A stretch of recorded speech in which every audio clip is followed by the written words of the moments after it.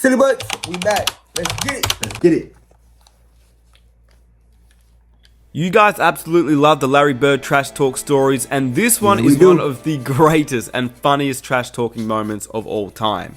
Now, a few months ago I posted a Larry Bird video that did quite well on this channel, and it featured Dominique and the Atlanta Hawks, but this video is separate to that, and this trash talking moment happened a few years later. This is the time that Larry Bird went in on Spud Webb, Dominique Wilkins, Doc Rivers, and the whole Atlanta Hawks team, and it is hilarious. Larry Bird is one of the greatest players of all time, but he's arguably the greatest trash talker of all time as well, and this video proves that. So if you do enjoy videos just like this one, I'd really appreciate if you guys could hit that like button if you do enjoy it by the end of the video. Subscribe if you are new for videos just like this one. I also want to give full credit to all the podcast interviews and clips used in this video. They are on the screen right now, so be sure to check them out in their entireties. I don't want to keep you guys waiting, so this is the reason why you don't trash talk Larry Bird, and I hope you guys enjoy.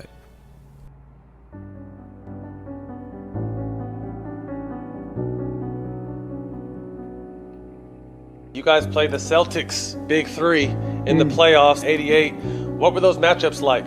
They're brutal. We were trying to go at each other's throat. It was unbelievable. I mean, Game 7. Game 7 of the 1988 Eastern Conference semifinals. For Dominique Wilkins and the Hawks, and Larry Bird and the Celtics. It was a time to test their championship resolve. For 3 quarters, the teams fought to a stand. Who was that? Kevin McHale? That was a nice putback, boy. But it was only a prelude to what was to come. As the final quarter began, a grueling personal contest of can you top this You say God bless was about to begin. Thank you. Here's Wilkins. That's what they must have. It's a duel. Put down your saber. Wilkins. What a game. Yeah, Dominique Wilkins is going crazy. 2 men who brought out the best in each other. Bird can fly higher than the hawk.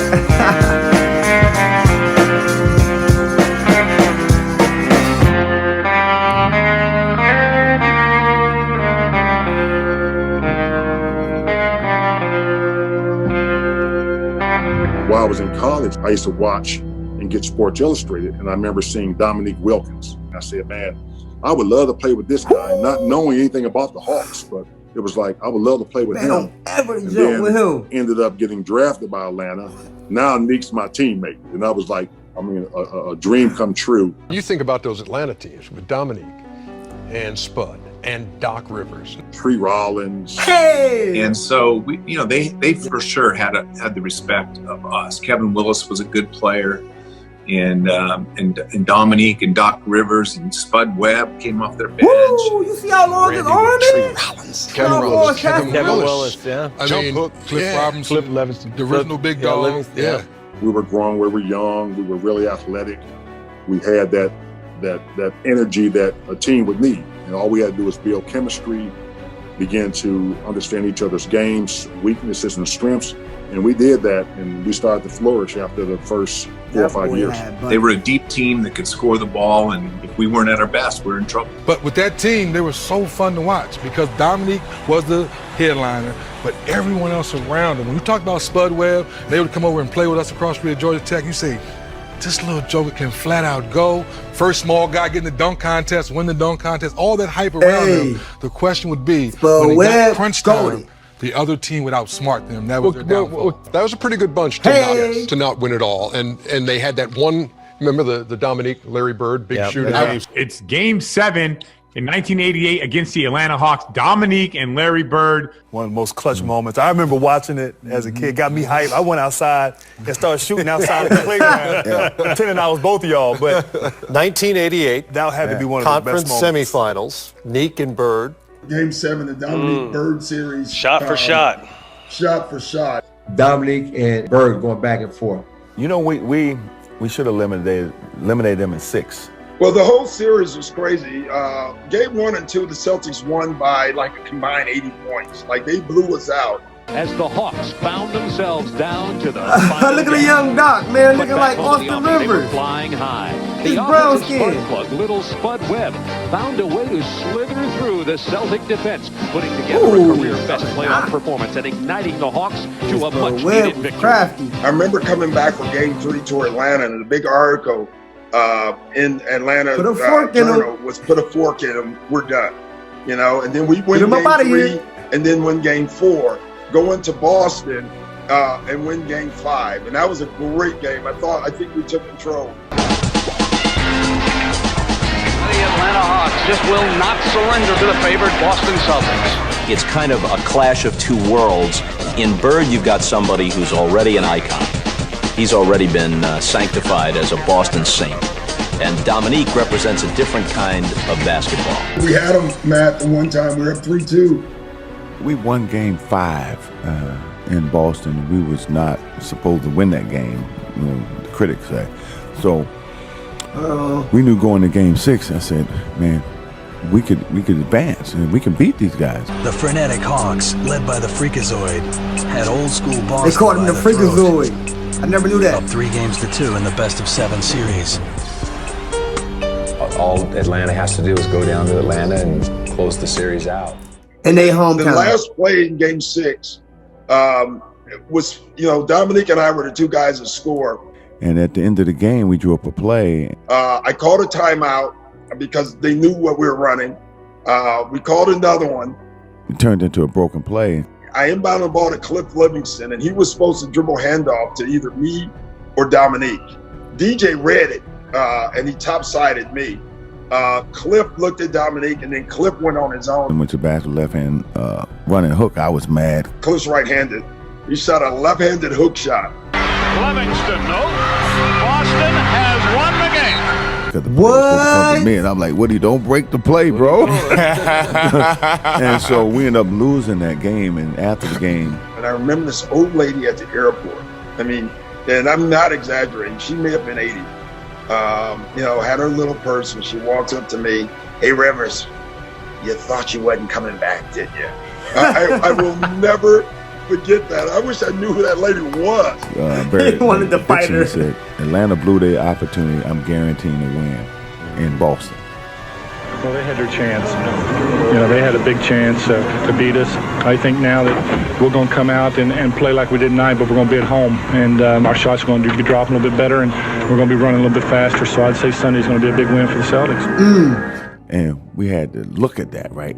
I guarantee a win. Atlanta blew their opportunity. And I'm like, hey, I don't know what Bird talking about. We have a great opportunity. We going in there, we going to kick their butt. We coming to win.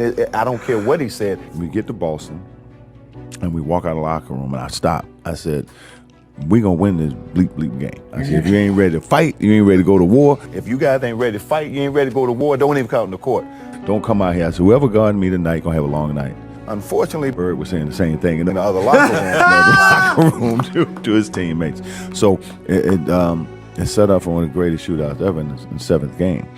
And I remember Larry Bird, he passed by our locker room. He's like, there's nobody in here can guard me. But he was just playing though, yeah, because he was friends. I remember before this big game against Dominique, that Larry was out shooting, and I was out shooting early at one end of the court. Larry was down at the other end, and I noticed that Larry was down there like shooting left-handed jump hooks from like 12, 15 feet. Now, he made left-handed shots, but I saw him shooting right-handed jump hooks from 12 or 15 feet. And I went down there and go like, what are you doing? He goes, my Achilles tendons are killing me. My step back it won't work tonight. I need that jump hook. And he made something that game. I mean, it's just unbelievable. That just tells you his confidence and tells you what kind of a player he was. Yeah, just to definitely have a game plan of what shots he was going to make that night. And then go out there and execute, man. I love it. It set up for one of the greatest shootouts ever in the seventh game. Shout out to Bird's brash words, the Hawks seemed unintimidated. And it would quickly become apparent that if Larry was to make good on his prediction, he would have to contend with a high-flying Dominique Wilkins, who would simply play the game of his life. Jake O'Donnell's all set, and the tip goes to Boston. We came into Game 7 with the right mindset. believing that we would have a chance to win Game 7. You know, it was one of those Sundays in the Boston Garden, hot, crowd crazy. That's the guy that be talking all that trash behind the mic. They expected to have a tussle like they had in that game. Game 7 would go down as one of the greatest games in NBA history. Dominique was an unstoppable player. No guy could guard him in the league man for man. You could see his competitiveness. You could see his determination in that Game 7. Ain't he good shoot? Yeah, that was tough. There was only one player on the floor who could match his will. Bird is open. Do they want him to take that shot? With 6 points on the drive. Parrish picks for Bird. Gets the roll. Shooting hand wide open. Bird with a very difficult That's angle. tough. To fall. And I remember he only had 12 points going in the fourth quarter. I remember coming down the floor, and I remember myself, Larry Bird, and Kevin Willis. I really believe this. The reason why Larry Bird got so hot in that game, in that fourth quarter, Kevin Willis and I and Bird was running down the court, and we run down the court, and Kevin reached across me, put his hands, and puts his finger in Larry Bird's chest, said, "Don't let this so-and-so score anymore tonight." Kevin Willis came over and said, "Nick, don't let him score tonight." And Bird standing right next to him. I'm looking at Kevin. Oh, you touched Larry what Bird. You doing? What are you doing? His Bird's eyes got like this big. You don't want to awaken a sleeping You giant. just He got peed 12 him points. off. Don't wake him up. Me too? Come on, man. You know, man. I know Bird when you touch guys. Don't touch him. Let him stay asleep. Yes. What you doing? Woke him up. You don't wake up a sleeping giant. And his eyes got that big. You know, it's like his eyes got this big. It was like, you really I just, looked at Kevin, what are you doing? you really just something? And from that point, it was a shooting match. I can imagine That his fourth eye. quarter was unbelievable. On the drive. Bird with a reverse wraparound. Wilkins from the perimeter. That's running the offense. Bird is open. Do they want him to take that shot? 3-on-1. Larry was torturing him. Dominique was torturing me on when he had the ball. Straight up. That fourth quarter, maybe the best fourth quarter as far as mano of all time. Bird gets it in low on the turnaround against Wilkins. Mano duel. Bird versus Wilkins. Wilkins responds. I got to come down there offensively. I got to carry the load, and I got to keep us going. Dang. And I remember sitting down before the fourth quarter, and I'm watching the game. And I remember they took me out for a blow, and Kevin and Cliff Livingston came in the game, and he got hot. And I remember Coach said, "All right, Nick, go in there and slow him down." I said, "Slow him down." He hot now. He forget that. Right. That's the only thing I can do is try to match him bucket for bucket. That's what turned out one of the greatest fourth quarters ever. So we're playing, the ball goes up. You know how you clear space, you get that rebound every day. You're not even worried about it because I push it and I go up to get it. And all of a sudden, man, there's just a force all over my shoulder. He grabs it, he dunks it. You know those short shorts? They were right here. I tell you right now. I mean, he threw that thing down and I was like, oh my, and Larry has the classic line. Larry goes, shoot, I better box that guy out, huh, Kev? I said, yeah, I suggest Better box him put out. a body on him. That was one of the craziest things ever. I've never seen a guy that high in my life. He just threw it down. Short shorts right here, huh, kid? Right here, baby. That was not, I still have nightmares about that, Smitty.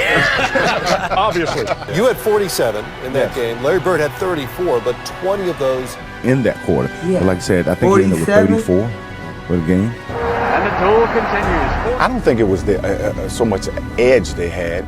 I just thought it was a player that they had, and that was Larry Bird. It's Bird's turn. Who basically put the team on his shoulders in that fourth quarter. The Celtics are ahead of the Atlanta Hawks. What y'all think? Drop some in the comments. Y'all think Larry Bird put the team on his shoulders? Or y'all think the team actually contributed a lot of help? Bird now cuts free. The defense. Tied at 88. With Bird again pulling up. Putting Boston ahead. Bird attempting to break free. Stays with it. And I just knew it was covered. He hot. I knew it was covered. We're up by 7. Dominique hits a 3. Lead to Bird off the fake. Improves his position. Wilkins ties it for Atlanta. You know, Dominique was pretty much the whole game. Larry, the fourth quarter, kind of then, carried their team. That's what made him so great. That's tough. Bird cuts free and left hands into the field goal. This is a type of game who's going to blink first. Wilkins responds. Sideline between the two of them. It's Bird's turn. And it gets it back. And Dominique high off the glass. Bird snaps free. Comes up with a shot. Dang, they gotta get a rebound. Now he goes into double team. Yeah, he was on fire. He was on fire. He was on fire. He like, man, give me the ball. He like, give me the ball. That's tough. We began the broadcast by telling you about Larry Bird, who following the Game 6 victory by the Celtics in Atlanta, guaranteed a win. Let's take some time to read what that says. They might as well forget it. They've got no chance. They had a chance to beat us, and we all knew if we lost, it meant vacation tomorrow. That's tough. So basically, he's saying the Hawks is about to be going on vacation. Sit back. Saying the Hawks blew their chance by losing number 6. Larry Bird started the game slowly, but here in the fourth period, he has shown you why he's a future Hall of Famer. 20 points this quarter. He is They just knew he was going to be in the Hall of in Fame. this period. He has hit his last 6 field goals, and as far as Larry Bird is concerned, it's Detroit. Here we come. Get the ball to Larry and let him make the read, because if they come double, he's going to make the right play. And the game wasn't that complicated for him, and he made some tough shots. Like I said, some left-handed running hooks, and and again, he wasn't feeling great at that time of the year, at that moment, and to watch him just gut it out and just to will his body to even finish that game, let alone score 20 in the fourth quarter of Game 7 is mind-boggling to me. Larry Bird that night. Mad respect to Larry Bird. Listen, he was unbelievable, and he was so clutch. Meek was just as clutch that night. It's just that Larry in the fourth quarter was unstoppable. So clutch is not just the final not 4 missing. seconds of the game. And the thing is, we were sending When you say unstoppable, he means not he was so missing at hot all. that I think one of the shots he hit was a left-handed 3. That's when you know a guy is in the zone. Like that high. To break free, stays with it, and the foul is called. The continuation for Larry Bird. The lead changes. The Celtics once were up by 7. Dominique hits a 3. If they knew who was going to get the ball, it's like Robert Parrish always said, 40,000 eyes on Larry Bird because they knew he was going to get the ball. And we knew it, our opponents knew it, now it's just up to them to stop it. Yeah. The Boston Celtics will win this series. Man, he was doing a little bit of everything. I don't know really what he was doing in that fourth quarter, but the stuff that he was doing, it was unbelievable, man. I mean, he was throwing left-hand shots, running hooks. His game was at another level. We was trying to match each other's will. 20 of his 34 in the fourth quarter. Dominique had... Larry Bird hit more clutch shots, in pressure situations than any player. And told you about each and every one, right? You talked about Larry Bird saying someone's got to lose this game. When did he say that to you? Early in the fourth or late in the fourth? No, it was late in the fourth quarter. It was probably like, I don't know, 30, 40 seconds to go in the game. He got a lot of certificates in the background. Y'all see that? I can't remember what it was, but I remember him saying that. And he said, that's Dominique Wilkins, we both man. deserve He's more than just a somebody hooper. got to go home. And, man, to his credit, man, he took the Celtics and put them on his back. And he would call the spot. Yeah. But he never called a spot against me. That's kind of disrespect. When I tell people Larry Bird talk trash. Yes, and let you know. Every time. But it ain't the trash. It wasn't the trash word with the meaning. It's like, I'm going to shoot left-handed this time. Right. Why you put a white boy guard? You got a white guy up in there. Pretty much that was it. I mean, that was one of the greatest performances I've seen from a guy in those circumstances. Because you're talking about 7th game in the playoffs. To carry his team the way he did in that fourth quarter. When you talk about the clutch shots, he hit 10 clutch shots I was going to say that game. It was crazy too. 20 because points. it's They ain't rare even in a counting his game. assists. You feel it. Like Steals, you guys have been to rebounds, games. all in that where one after quarter. the games, people say, "Man, that was the most amazing game," but you were in it, and you were like, you know, I didn't feel that. I knew it was a good game. Right. That was one of the few games I was sitting knew there, it. This was a hell of a game right now. It was a hell of a game. You know. Absolutely. Yeah. He's like poetry in motion. I mean, he knew how to play the game before you even got to him. And it was a shootout in the fourth quarter. It came down to the last shot. One left to ponder what might have yes, been. definitely Dominique Wilkins. Okay. The other He got mad to lead his team on. degrees. Possibly. I don't see what they are, but if they are degrees, And let me know what you what's thought up. about this video down below in the comment section. Be sure to hit that subscribe button if Definitely. you did enjoy the video. Hit that like button if you want to support the channel. I know you've and been here are here. some new videos I think Hit that the you will subscribe also button. enjoy. So be Shut sure to up. check them out. And I'll catch you guys in the next one. Take care. Hey, it's your boy DtaeNoDinero, man. You know me, I ain't got no money, but so we out. I'm gotta get up out of here, man. But that was one heck of a video. Silly bit, we out. Peace.